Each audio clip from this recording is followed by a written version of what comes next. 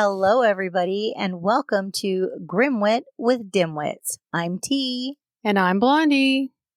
So remember what I was telling you this morning about the whole freeway thing?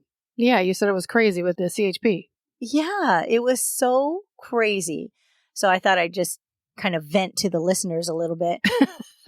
I'm sure they appreciate that. Because I didn't get enough venting with you, apparently. So I'm on my way to work, and this morning, even though this is going to come out a week later, I think it's going to be a week later, this morning is Labor Day, Monday. And so I'm leaving for work, and I'm maybe 10 miles from my house at the most. And I've already seen, how many did I tell you? Was it like 8 highway? No, first it was 6. 6, yeah. 6 highway patrol, and they were all tucked away, you know, with the little, what is that gun called? Radar? Yeah, radar, thank you. The radar gun. The speed gun. the speed radar gun thingy. That's a technical term for it. That's right. And so they're just waiting. And it was just like one right after another, right after another. And as I was talking to you, I told you that one just flew by me, went ahead and pulled a car over. Well, as I'm paying attention to that, I passed one on the left that was fully parked right there, but I'm still like scared. You know what I mean? I'm still like going under the speed limit, which I never do. I think the speed limit is 70. I was going 69. And then I realized I missed the one on the left because I saw him in my rearview mirror. I went down to 68. I was like, I'm not playing. Not today. You ain't getting me today. But it was funny because I wasn't the only one on the freeway. Everybody was going really slow. There was just like an overabundance of highway patrol. And then I saw another one, a fresh new one after that. And then 2 more came from behind me to pull over cars that were in front of me. It was really traumatizing. I was like, I'm so scared to do anything wrong right now. Which isn't the norm. No, it's not the norm. Usually I'm like super cocky. I got my music all the way up. I'm like, yeah, whatever, you know, I'm chill. But not today. I was like a bundle of nerves. What's going to happen next? They're after me. Remember what I told you? I said they're probably just decoys to scare everybody into slowing down. They were not decoys. No, these were real. It was just really bizarre. I was like, wow, all the way to work. But on the way home, nothing. Didn't see a single highway patrol. Because they were exhausted from being out all day. They all got their overtime in. They're like, we're done. We're out of here. Their holiday pay. Their holiday pay. That's right. They got it and they're going home. But it was just interesting. So I thought I'd share because, I was nervous. Well, I'm glad you made it to work ticket free. I haven't had a ticket in forever. So it would really break my heart to get one now. I'd be like, dang it. You know you just jinxed yourself, right? I don't believe in jinxing. I do that crap all the time, and people at work go, you just jinxed yourself. No, I didn't. Do all the people at work sound like Minnie Mouse? Yeah, they do. Even the guys.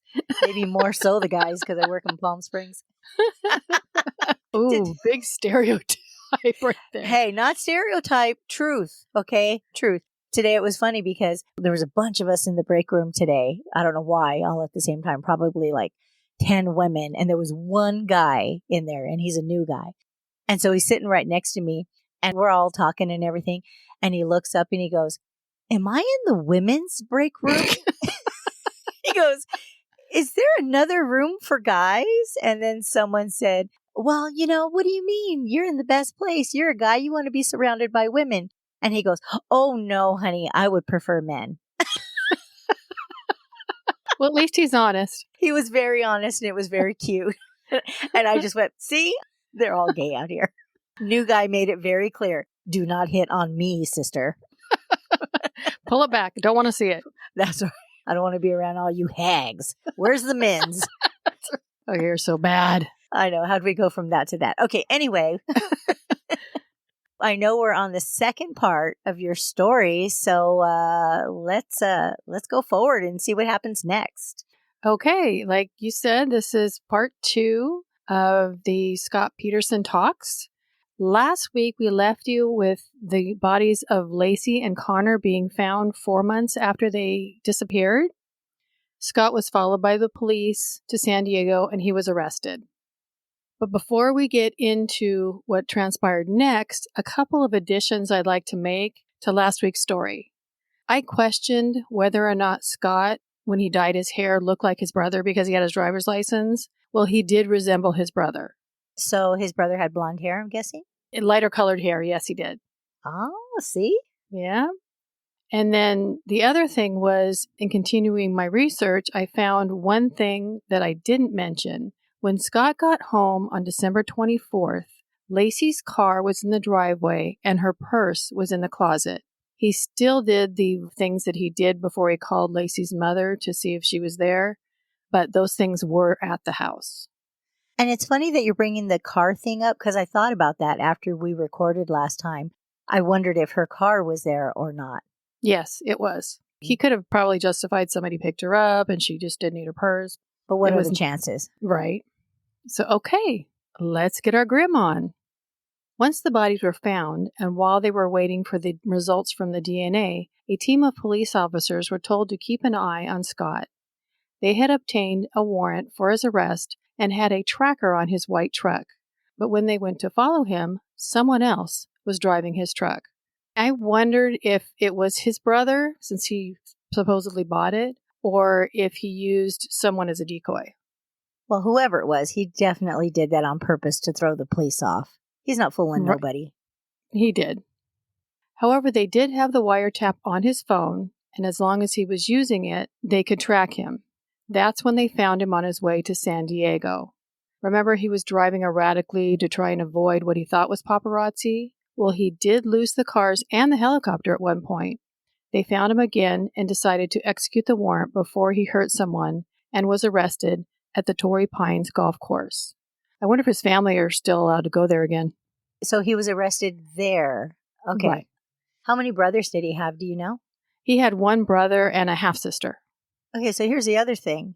If he had one brother, why did he need his brother's driver's license to get the discount? His brother was already there. I don't know. Sitting there tapping your cheek. Sherlock. So the drive from San Diego to Modesto was 5 to 6 hours, and on the way back, the officers got the news that the DNA results came in. Scott was told that the bodies were identified as Laci and Connor. The officer recalled Scott just making a sniffling noise, and that was it. There's no huge crying or hysterics, nothing like, "Oh, I can't believe it's them." At one point, Scott put his head down and pushed out a tear. He was just quiet. Shortly after that, they needed to stop to get gas, use the restroom, and get something to eat. Scott asked where they were going. They said In-N-Out. He asked if he could get a double-double with cheese, a small shake, and fries, and he just ate it like nothing was going on. And he wonders why everybody hates him and thinks he's guilty. Well, he was hungry.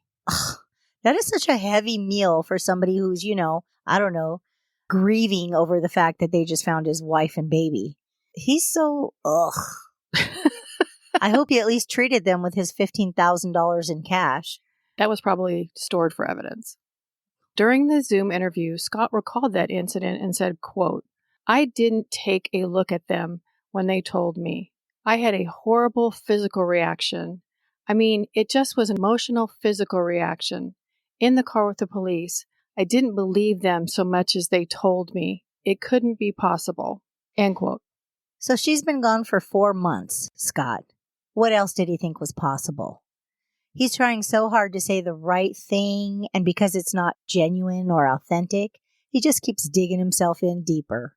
He cannot help himself. No, he can't. His sister-in-law had a different take. She said, quote, "The police report says that Scott had a tear coming down his face. He'd been in custody for hours at this point. He's going to county jail. The perception and the way it's presented is that it's as though Scott was told that his wife and son were dead and he ordered a cheeseburger 5 minutes later." End quote. I don't know what her point was here other than, however you slice it, he was told about his wife and son, reacted or didn't react, but did in fact order a double-double, fries, and a shake to wash it down with. If someone has lost someone they love, they can tell you eating, especially right after they hear the news, is the last thing on their mind. I know this personally. I know. Yeah, I can relate to that too. I mean, nobody with a heart thinks of a big In-N-Out meal, right? I mean, literally right after. It's funny to me that she says, it's like he did this and 5 minutes later ordered a cheeseburger. That's exactly what he did. Exactly. And then she's trying to defend him by saying he shed a tear coming down his face. Like one tear was enough to show, that he has a heart. One tear for two people. So they each got a half a tear? The officers and Scott arrived at Stanislaus County Jail around midnight.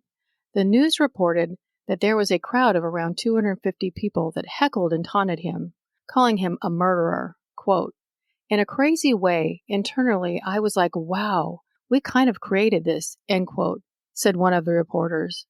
I think that this is a testament because it was in the news so much, it gave Scott Peterson celebrity status. I agree. And personally, I don't think he expected it. But when he started getting so much attention outside of the Amber Fry complication, I think he enjoyed it. Nah, I don't know. I think so. I think the way he acted, he was eating it up. He was not showing emotion at all. Nope. A reporter said, quote, "It was like a real-life soap opera happening in your living room. It was always compared to O.J. Simpson, right? Well, Scott Peterson became the new O.J. Simpson. The only difference was that this case was not televised. This was basically left up to the journalists to tell the story based on what they observed." End quote. Mark Garagos was hired by Scott's family to represent him. They watched him several times on Larry King Live, which every night was about Scott Peterson. During one of his visits, Garagos said, quote, "Condemn him as a narcissist. He has character flaws, but that does not make him a murderer," end quote. Garagos was also media savvy and said that this case was intriguing. Walking into the courthouse, random people would come and ask Garagos questions, and some even for autographs, which I found was strange. A quote from one of the defense team was, "Come on, be human beings. There's a lot of anger, palpable anger towards Scott Peterson, and everybody has an opinion in this case.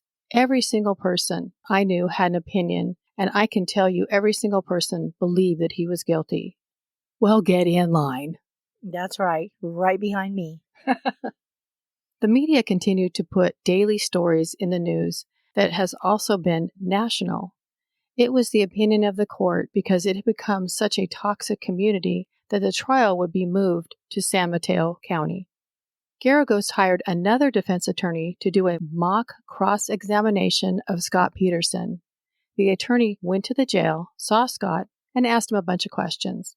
Based on his answers, the defense team ultimately decided that they were not going to have Scott testify. So that means he was not going to present well. Probably because, he's stone cold. And he can't keep his story straight. No, he certainly cannot. One of the defense team said, and I quote, "What you have to remember is you're putting a man out there who was hated by America, and then you witness the previous interviews and how poorly he did there. Here's this girl saying, 'He lied to me.' It is a positive to allow us to go on to search for Laci.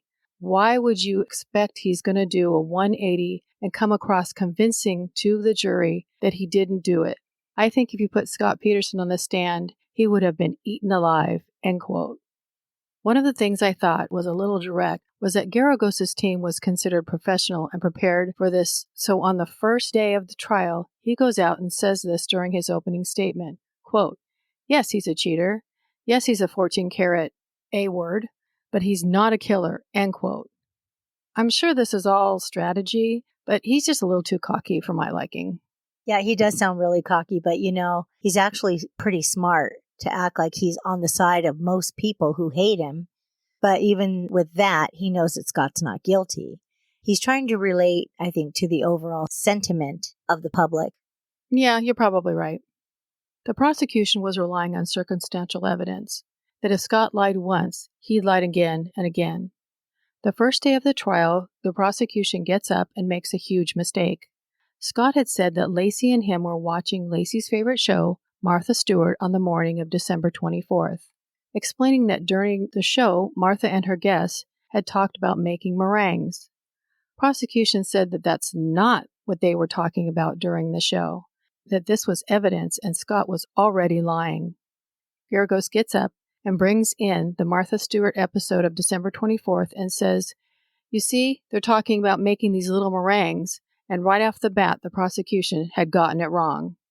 Okay, so they're wrong about that. But watching Martha Stewart right before or after you killed your wife does not prove that you're innocent. It does not. And who's to say that she was even alive at that point? He could have done it the night before and watched it just as an alibi. I agree. And, that even goes with him saying that they both ate cereal from one bowl. Maybe there was only one bowl and he had to justify that. And he made up that weird thing about them sharing a bowl of cereal, which I still can't stomach that. You're not letting that go. I'm not letting it go because, when you eat cereal and you put a bite in your mouth, a little bit of milk comes out sometimes and gets back in the bowl.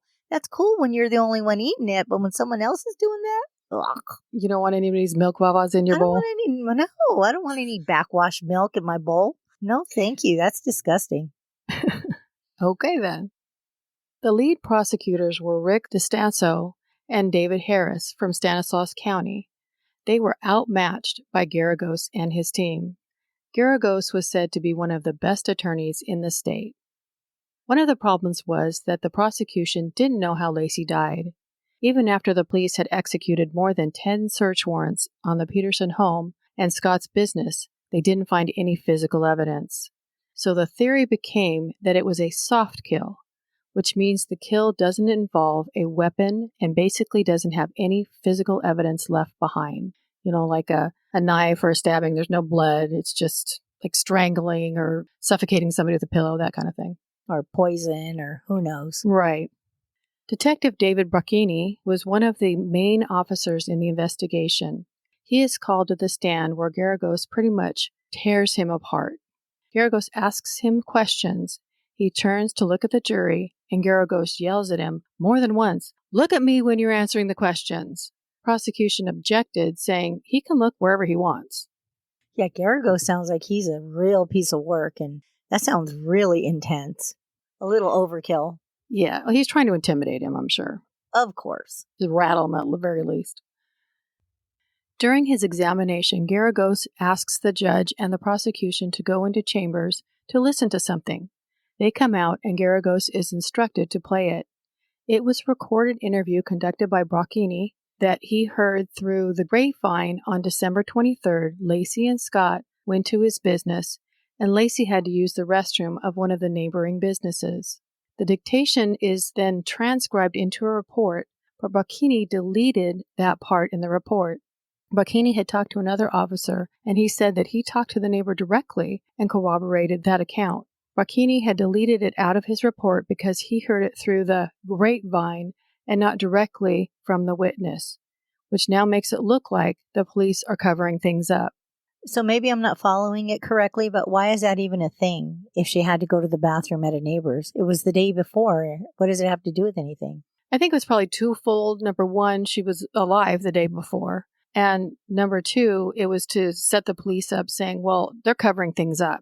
They're not presenting all the evidence. I don't know if that's as impactful as they wanted it to be. The evening news reported that Garagos was tripping police officers up on cross-examination on a lot of little details, but the consensus was those little details may not add up to be not guilty. Yeah, they seem pretty trivial. I think he was trying everything at this point. Yeah. Defense and prosecution knew all it took was one juror to say they weren't sure, and he didn't do it. And by all accounts, it appeared that the Modesto Police Department had put their sights on Scott Peterson and basically all their eggs in one basket. Quote, "By its nature, a defense attorney's job is not to prove anything. It's simply to demonstrate that this package with a bow on top that the state is trying to create for you, it doesn't exist. It's not real," end quote, says a member of the defense team.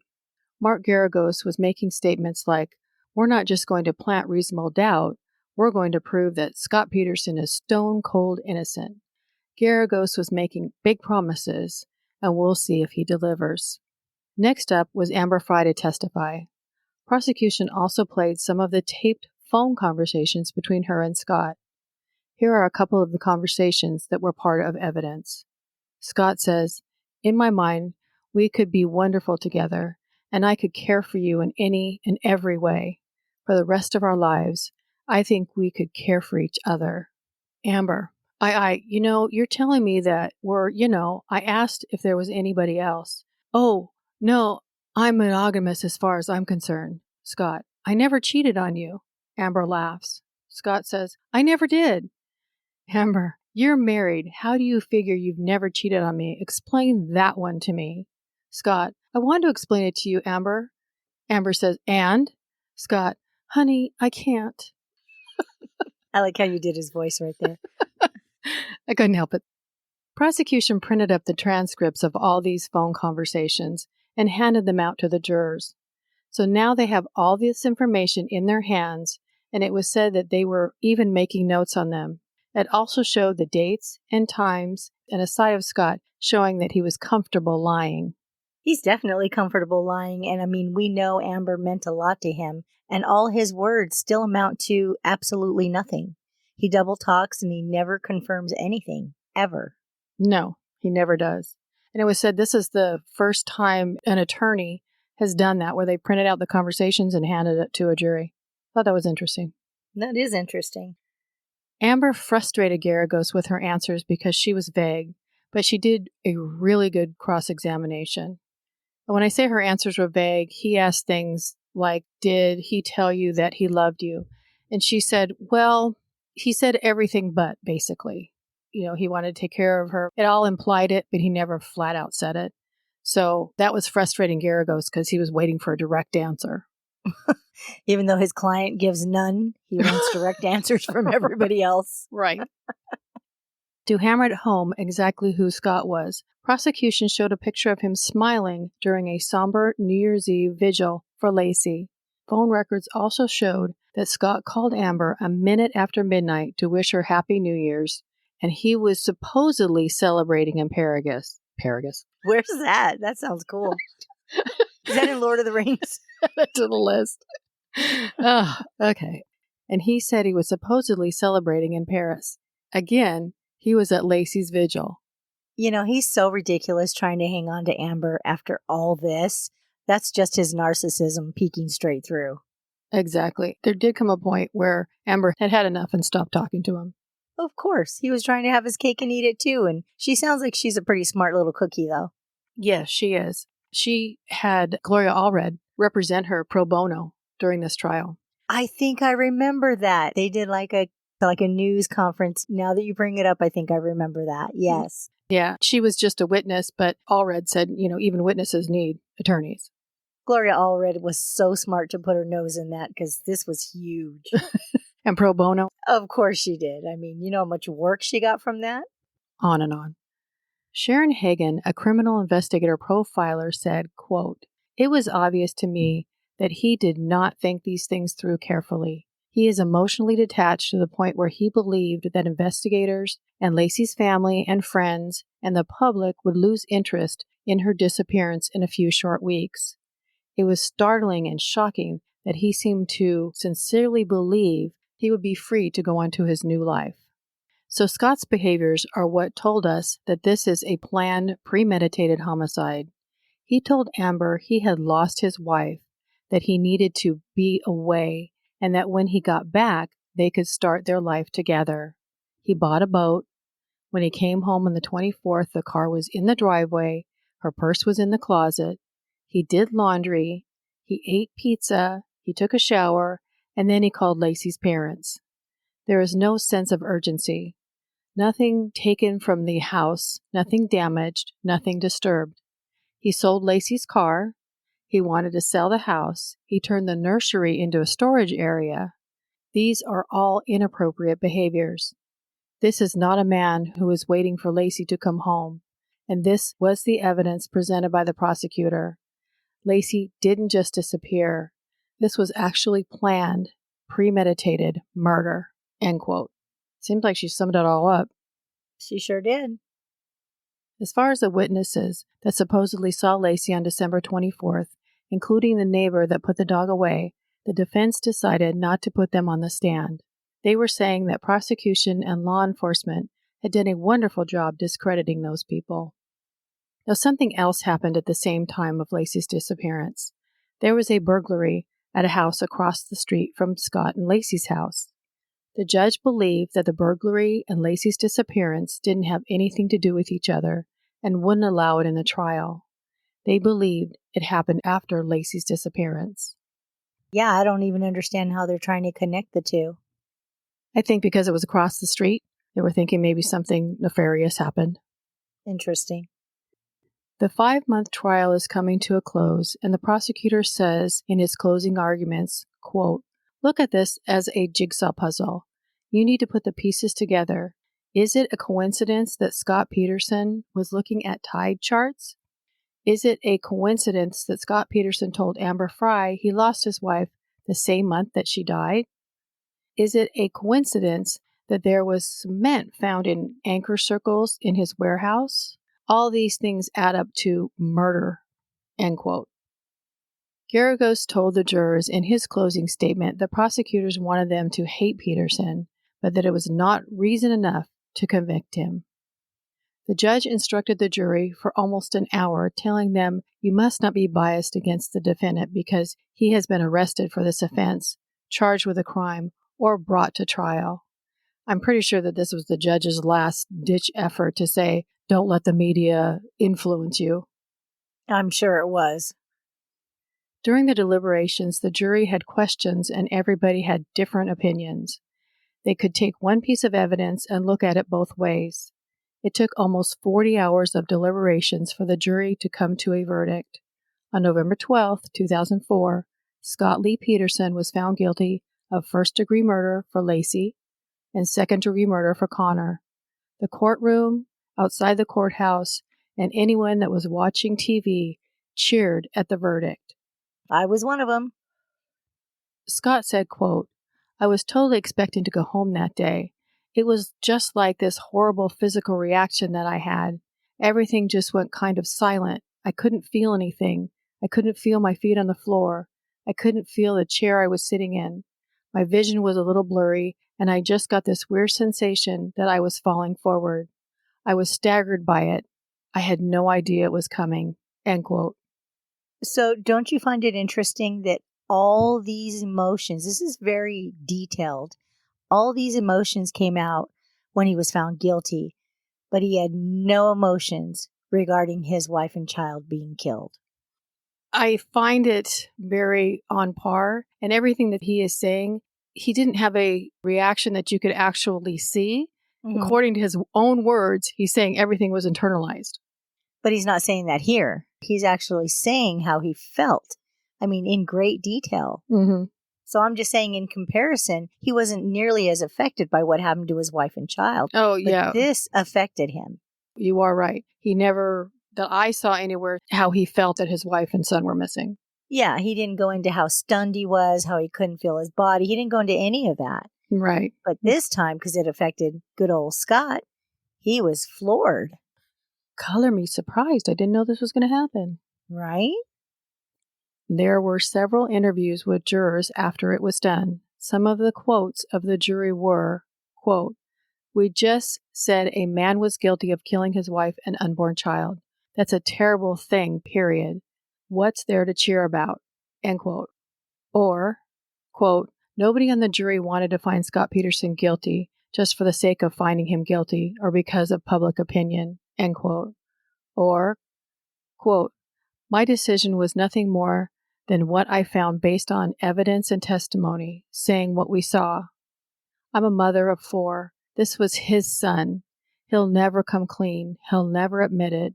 He'll go to his grave with it, and then he'll go straight to hell to rot." End quote. The jurors were very adamant about their statements, and it appeared they were just frustrated over the whole thing. I would be too. And I love that last lady. He could rot now. Yeah, straight to his grave. Go to hell.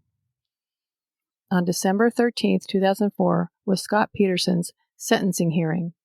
He was found guilty of first and second-degree murder and was eligible for the death penalty. The penalty phase begins, and after the judge called him cruel and uncaring and heartless, sentenced him to death. It was said that with all the pain and passion in the court that day of sentencing, one person showed no emotion, Scott Peterson. Scott said, quote, "During my trial, I was indignant. I was angry at the media because the reports just weren't factual. I strived not to show any emotion to the court because I didn't want them all to see they could break me." End quote. Like I said earlier, Scott Peterson has been in jail for 20 years, maintaining his innocence and filing appeals. In 2015, Mike Gudgall, an investigative journalist who covered 2 wars, devoted time into digging into what happened to Laci. He felt there had been a lot of questions like how, where, when, and even why. None of these questions really got answered. He said that most journalists that had covered it from beginning to end really expected a hung jury. He, along with other people, were conflicted by the verdict. He started going over 50,000 pages of documents and police reports, including different tips. He said he spent years going through those. The Medina burglary seemed to be a main piece that never really got investigated. Initially, the police had said that the burglary that the judge excluded from being presented was a crime of opportunity. The airport district, which is around where Scott and Laci lived, was a high crime area. There were a large number of houses in the neighborhood that had been burglarized. They felt that it was a criminal network, and even though Stephen Todd and Glenn Pierce were arrested for the burglary, they didn't have anything to do with Laci's disappearance. Now, these 2 guys served time in prison for the burglaries, and since there's a code in prison that you don't hurt children or vulnerable women, they begged to take a polygraph. They wanted the results showing that they didn't do it to take back to prison to show the other inmates so they wouldn't hurt or kill them. I guess there's nothing like a code with criminals. It's kind of funny. Here's my proof. I'm a criminal, but I'm not this bad. Right. The report, when they were arrested, showed that they initially said it happened on December 27th. Police had let them know that the Medinas were home. They got home in the evening of the 26th. They changed their story and said it happened on the 26th. One of the officers said, well, it's not like they have daytime jobs they go to every day with a calendar. Exactly. However, people are beginning to question if it really occurred on the 26th. A lot of people believed that it was on the 24th. On December 24th, at 11:40 a.m., a neighbor had witnessed a brown van at Medina's house with 3 dark-skinned men, not African American, by the van. Although Stephen Todd and Glenn Pierce weren't dark-skinned, Gudgall believes that the other 3 men were accomplices. What they figured happened is that the other 3 men showed up and the van was parked directly in front of the Medina home that was being burglarized. They think Laci could have confronted them while the burglary was in progress while she was out for her walk. The burglars took Laci because she could identify them. Her dog ran home across the street. And when I say they, it includes Gudgall, Scott's family, and I believe some of the defense team. Boy, that whole story is such a stretch. I mean, Laci's 8.5 months pregnant. How is she going to go over and confront, if there was 3 accomplices and 2 guys, 5 guys, about a burglary that she thinks is in process? She would just call the cops. I would think so. Yeah, she's not going to put herself and her baby at risk. This story doesn't make any sense to me. I think it's them just trying to figure out an alternative. Well, yeah, obviously, but I'm like, give me something I can work with here. I mean, she's not stupid. There were a lot of possibilities of what could have occurred that morning, most of which were dead ends by process of elimination. But one of the things that was still left as a possibility was the van, even though witnesses at first said the van was white, then tan, then brown. Witnesses reported seeing the van in the neighborhood the morning Laci disappeared. One said he's always looking around and had never seen the van in the area before. Well, hello, Neighborhood Watch. You know, when people are that specific, it makes me wonder, how can you notice a vehicle that's never been in your area? I mean, are you literally keeping track of every vehicle that comes through your neighborhood? That doesn't make any sense. It's like the guy just wants to be part of the process. Mm-hmm. Gudgall heard about an orange, not brown van that was burned in the airport district the morning after Laci disappeared. At that time, it was concluded that it was not involved in any way with Laci's disappearance. Thinking the van may have been burned to cover up a crime, he decided to do his own investigating. He talked to the owner of the van. It apparently had been stolen. The owner of the business said that he would allow his employees to take the van home over the weekend and bring it back when they came back to work. The last person to drive it had a criminal record, including burglary. Strangely enough, a family member of the owner was a friend of Stephen Todd, one of the burglars that was arrested in the Medina burglary. Mm-hmm. Stephen Todd's wife's sister lived in a house right next to where the burned van was found. Gudgo thought it was very suspicious. Okay. I may have lost the connection here because I'm not getting it. So Stephen Todd was a friend of the owner of the van. Okay. And Stephen, this is like 6 degrees of separation here. Stephen Todd's wife's sister Yeah. lived in a house next to where the burned van was found. So how are they connecting this to Laci? This is all still connected to the burglary across the street? Yes, they're saying this van could be part of the burglary. Could be. Okay. All right. Well, I could be too, but Are you a brown van now? there are times I feel like a brown man. It's such a stretch. It's like, wow, they're really going for it. They are. A fire investigator went to the scene and did a walk around. He noticed a mattress in the back of the van that was mostly burned, but there was a round gas can that was in the middle of the mattress. Common sense would tell you that the gas can was put there thinking it would maybe blow up or just destroy the whole van, but ironically, the metal gas can actually protected a center portion of the mattress. The fire investigator said of the mattress, it was kind of gray, off-white fabric with rust-colored stains on it. It looked like it was blood to him. He cut a piece of the rust-colored fabric, put it in a container with luminol, and it turned blue. That indicates human blood. The information about Laci being missing is coming to light to the fire investigator. He called his detective and said, "Hey, we've got this van with a mattress in the back of it. Maybe you could check into it." The police chief and 2 detectives came out to look at this van. This is a high-profile case, so they send the big guns. The next day, samples were delivered to the Department of Justice by hand for a more in-depth analysis, and those tests said they couldn't detect any blood. Wow. Okay. So one says blood, the other says no blood. Yes. Scott said during his Zoom interview, quote, "We want some DNA tests, so we'll be filing for that. We want further discovery. We will be asking for that as well." Previous DA has said publicly that they continue to receive tips and leads. They kept all that a secret. End quote.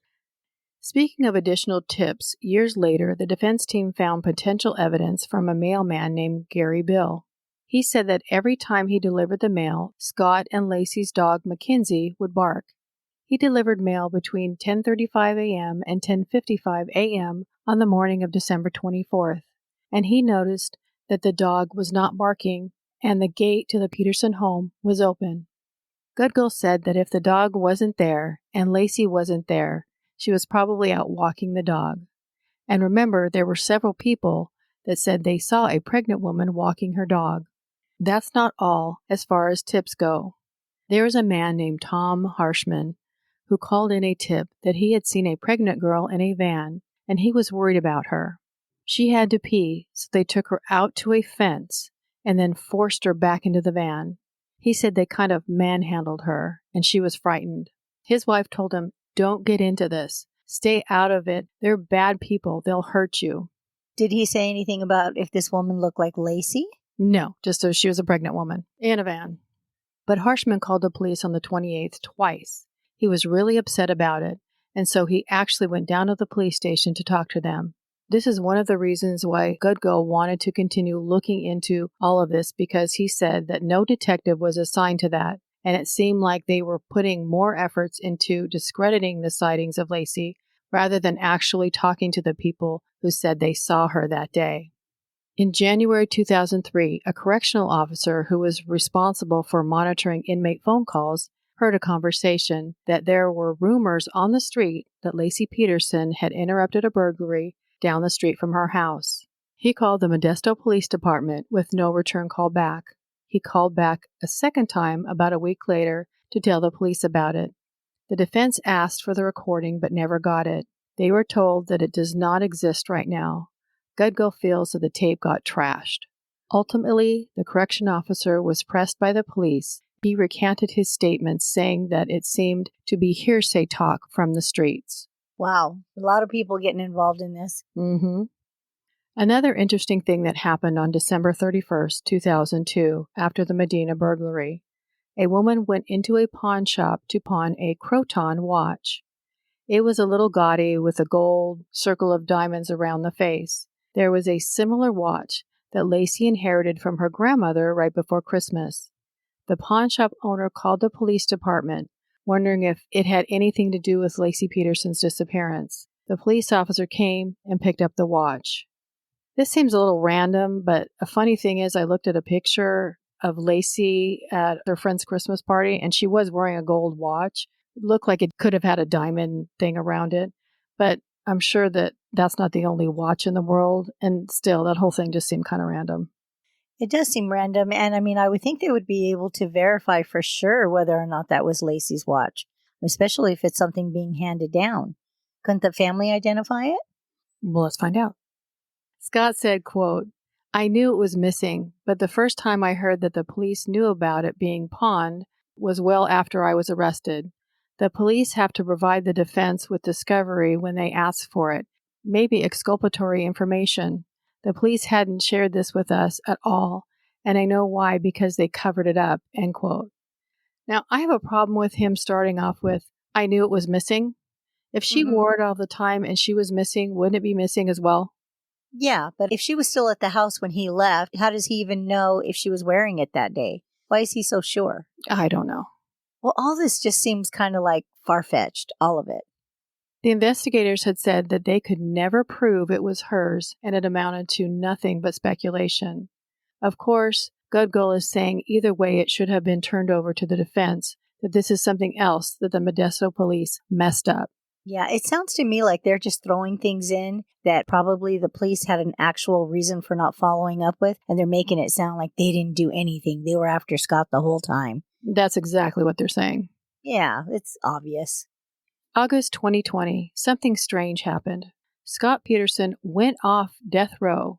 He was resentenced to life without the possibility of parole. The judge made an error when the jury was being selected. He said, if you're against the death penalty, then you'll be excused. But I guess in California, if you're against the death penalty, the judge is supposed to ask you questions about why that is, and the judge didn't do that. For that reason, the California Supreme Court overturned Scott Peterson's sentence. Oh, I just hate the way people get into all this stuff and get off on technicalities that are ridiculous. Gives him more time to get out of prison. Well, and a better sentence. He didn't do anything to deserve the better sentence. It's always someone else's mistake. Yep. Something I didn't know is that if you receive a death penalty sentence and are on death row, you have the right to state-sponsored representation. But because Scott Peterson's sentence was overturned and now he's in jail for life, he no longer has those resources. At this point, Scott now has to pay personally for his representation, which is going to be way out of his means. So his attorneys reached out to the Los Angeles Innocence Project. This is an organization that has basically unlimited funds and has a grant for DNA testing. Wow. What more can he get? I tell you, these killers and murderers are the luckiest people ever. In January 2024, the LA Innocence Project, aka LAIP, took on Scott's case. One of the things that LAIP says is they only get involved if they believe they can win a case. Scott's new legal team believes he may be innocent. Scott said, quote, "If I have a chance to show people what the truth is, and if they are willing to accept it, it will be the biggest thing that I can accomplish right now," end quote. Willing to accept it, what does that mean? Accept his fertilizer selling lies? Willing to accept it. He knows everybody hates him, is what he's saying. Would anybody be willing to accept that I'm innocent? No, I'm going to say no. I'm innocent. Here's your spoon feed, right? And I'm a fertilizer salesman, so don't eat it. One of the detectives said, quote, "I believe this is BS. There is absolutely no reasonable doubt. None. He did it. Jury got it right. If there was any doubt, I would be shouting it. I would be making noise about it. I have no doubt about Scott's involvement and the fact that he was the killer in it because there's too much circumstantial evidence to ignore." End quote. Another point that came into question was that Laci had been having fainting spells and her feet were hurting her. No doubt. I mean, she's 8.5 months pregnant. Right? Laci used to walk daily, but then slowed down because she once fainted in the park. So here's the question. You see a woman walking a dog in the neighborhood. You see vans in the neighborhood. You see people by the vans in the neighborhood. But nobody saw Laci being abducted, or at least heard her screaming, making noise, any sounds of an argument. One more thought about her walking daily and slowing down. The witnesses may have seen her, but if she walked daily, who is to say it was the same day she went missing? Exactly. They could have seen her the day before or the day before that. Very true. New filings have been done by the Innocence Project on Scott Peterson's behalf. They requested 17 pieces of evidence be retested for DNA. On May 29, 2024, the judge ruled on the evidence being retested. The judge denied all but one piece to be retested, and that was the duct tape that was found on Laci's body after she washed ashore. In ongoing hearings, the attorneys for Scott Peterson have requested approximately 600 items that they weren't submitted by prosecutors during the initial trial. It was like they're asking for everything but the kitchen sink, which includes exculpatory evidence that was never tested and doesn't exist or lost or suppressed or gone missing. Currently, the judge has 90 days to rule on this decision. Something interesting, Niyama Ramani, a former federal prosecutor, said, and I quote, that even if he gets a new trial, prosecutors could use the Peacock interview against him as evidence as motive. And at a minimum, the jury will hate him because he cheated on his pregnant wife and showed little remorse when she disappeared. Yeah, he's never going to win a jury over. No matter where he goes, he's not. And no matter how he tries to present himself, because you can tell when he's not being authentic. Which is pretty much anytime he's talking. Which is pretty much when his lips are moving. The interviewer on the Zoom call asked Scott if he remembered what life was like 20 years ago. He replied, quote, "Every moment is so real. It's so tactile. It's still the air and the smell and the lighting. The sounds of when I say goodbye to Laci and then my family is gone. I drove away expecting to come home that afternoon and have a wonderful Christmas together after we both had, fun mornings, and now they are gone. And it's still very, very present. But there are certainly times that I become a wreck. Excuse me." And this is when he tears up during the interview. Cue the tears. Right. Somebody grab an onion. He ended it with, "Yeah, I try not to be too emotional while I'm out here in the day room of the prison." End quote. Oh, now he's trying to control his emotions. Oh, Scott, you've come such a long way. You must be innocent. He's making it worse. Sharon Rocha, who is Laci Peterson's mother, said after the July 2024 hearing, quote, "It's been almost 22 years since I have seen or talked to my daughter. She was murdered by her husband. Since his conviction in 2004, he has been in court numerous times trying to get his conviction overturned. I believe this is not about proving his innocence, but instead about his relentless pursuit to be freed from prison. When will this end?" End quote. Poor mom. Poor family. I mean, this really is a never-ending thing, and my heart just really breaks for them. In this interview, they talked to her mother and her friends, and her mother says, she's always with us, and there was the time in life before Laci and the time after Laci. She was moving forward and getting through it, and now it's all stirred up all over again. Yeah, poor thing. It's just never going to end in her lifetime. She'll always suffer. So sad. Very. So we'll see what happens. Hopefully he won't get out. Are you going to give us an update? I mean, it's 90 days away, right? Yes. Yeah. So I think there's probably at least another month before the judge decides if he gets another trial, if they give them all the information they've requested. Okay. We'll insert little updates as we go along. Yes, ma'am.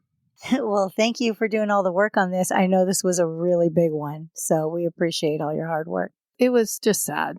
Yeah, it's very sad. And we want to thank you all for listening. Have fun, take care, and don't forget to let your grimaginations run wild. Goodbye, everybody. Bye. We would just like to thank you all for sharing your time with us. And if you'd like to send us your creepy little grim bits, we would love to hear your personal stories, interests, and suggestions. Please email them to grimwitwithdimwits@gmail.com. Don't forget to follow us on Instagram @grimwitwithdimwits, X @grimwitwithdimwits, and Facebook grimwitwithdimwits.